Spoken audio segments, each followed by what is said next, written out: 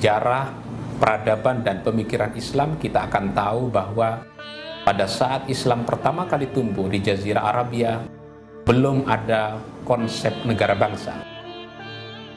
Batas teritorial umat Islam tidak dibatasi oleh batas kewilayahan, oleh batas sebuah negara, tapi batasnya dibatasi oleh sebuah batas imajiner yang disebut sebagai Darul Islam dan Darul Harb.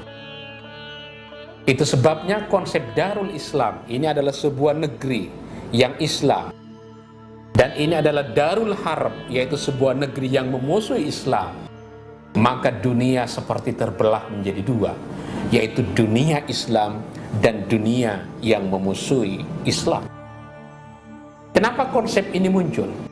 Kalau kita membuka buku-buku sejarah, maka kita menjadi faham bahwa Darul Islam dan Darul Harb, kategori seperti ini menunjukkan sebuah fakta bahwa pernah terjadi pertentangan, ketegangan antara umat Islam dengan umat agama lain. Pernah terjadi kekisruhan, pernah terjadi peperangan yang melibatkan umat Islam dengan umat agama lain. Dengan demikian, maka pembelahan wilayah seperti ini tidak bisa dihindari. Tapi seiring dengan munculnya konsep negara bangsa pada abad ke-19, kita menjadi faham sekarang bahwa batas yang membatasi umat Islam dengan umat agama lain tidak lagi batas imajiner, tapi negara bangsa memungkinkan umat Islam bisa bergaul, bisa berkumpul satu bangsa dengan bangsa-bangsa yang lain.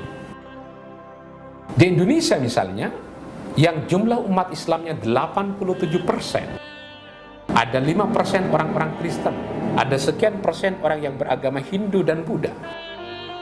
Terhadap fakta ini, Nahdlatul Ulama di dalam muktamarnya tahun 1935 pernah memutuskan bahwa sekalipun Indonesia tidak disebut sebagai Darul Islam, tapi Indonesia adalah disebut sebagai Darussalam. Apa artinya? Orang Islam tidak diperbolehkan untuk memerangi orang yang bukan Islam, karena ini adalah negeri yang damai. Ini adalah negeri yang tidak diperbolehkan untuk terjadinya peperangan atas dasar agama. Namun sebagian umat Islam yang lain ingin kembali kepada konsep lama, bahwa ini adalah dunia hari ini sama dengan dunia masa lalu. Ada Darul Islam dan ada Darul Harb. Itu sebabnya bagi mereka diperbolehkan untuk memerangi orang yang berbeda agama, sekalipun mereka tidak memerangi orang Islam di sini. Karena Amerika diputuskan sebagai negara yang memerangi orang Islam, maka tidak ragu sebagian orang Islam untuk membunuh orang-orang non-Islam di Bali. Inilah yang saya kira pandangan yang penting untuk kita reformasi, karena pandangan ini akan menghancurkan basis-basis kerukunan yang tersebar di berbagai negara di dunia ini.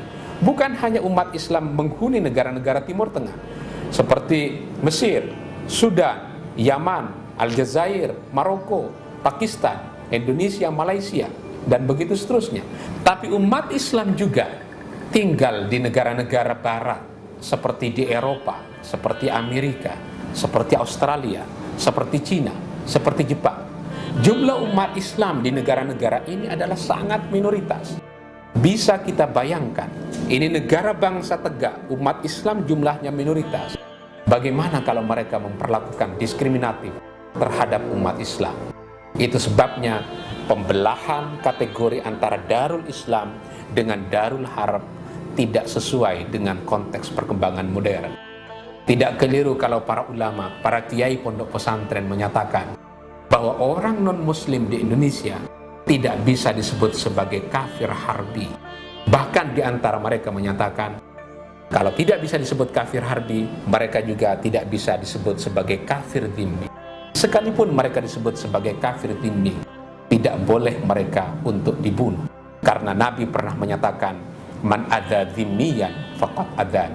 Barang siapa yang menyakiti orang-orang kafir dhimmi, orang-orang non-muslim yang hidup akur dengan masyarakat Islam, sungguh mereka telah menyakiti aku. Demikian sabda Nabi yang penting dicamkan oleh kita sebagai umat